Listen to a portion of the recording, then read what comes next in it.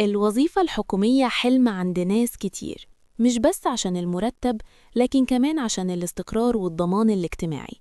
ومع التطور الرقمي اللي حصل في مصر، بقى في منصة رسمية اسمها بوابة الوظائف الحكومية. المنصة دي اتعملت عشان تجمع كل إعلانات التوظيف في مكان واحد، وتخلي التقديم أسهل وأوضح. وهنا هنتكلم عن كل حاجة تخص البوابة في سنة 2025.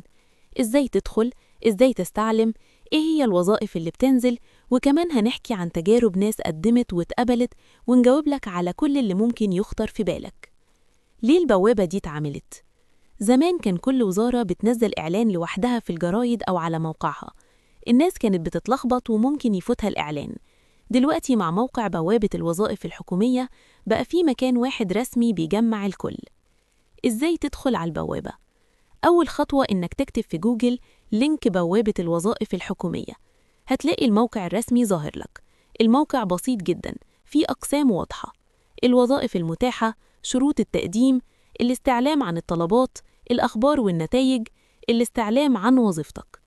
قسم بوابة الوظائف الحكومية استعلام هو أهم جزء للناس اللي قدمت، وبتكتب الرقم القومي وتعرف هل اتقبلت مبدئي ولا لأ. الميزة هنا إنك مش محتاج تستنى مكالمات أو ورق يوصل بالبريد. وظائف وزارة الأوقاف من أكتر الأقسام اللي عليها بحث هو بوابة الوظائف الحكومية للأوقاف، والوزارة بتنزل إعلانات عن احتياجها لأئمة وخطباء وعمال مساجد. والميزة إن التقديم كله بيكون عبر البوابة، يعني مش محتاج تروح بنفسك. بوابة الوظائف الحكومية 2025، إيه الجديد؟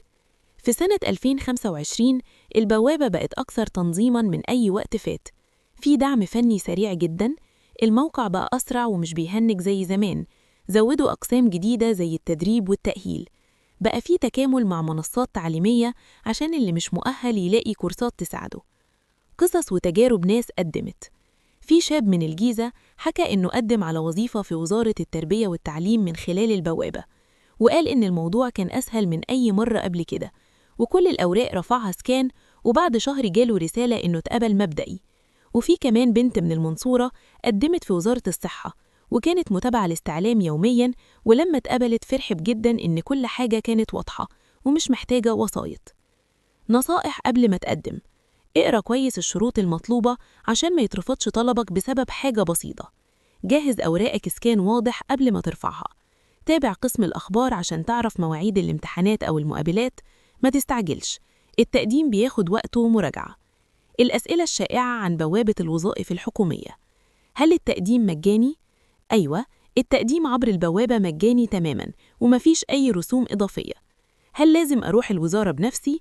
لا، كل حاجة بتتم أونلاين، من رفع الأوراق لحد الاستعلام عن النتيجة. إيه الأوراق المطلوبة؟ عادة بيكون بطاقة الرقم القومي والمؤهل الدراسي وشهادة ميلاد وصورة شخصية. هل في وظائف لحديث التخرج؟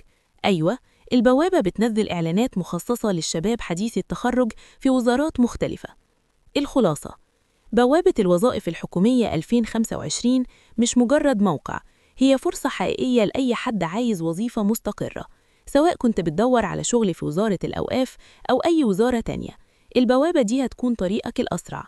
الموضوع محتاج متابعة وصبر، بس في الآخر هتلاقي إنك وفرت وقت ومجهود كبير.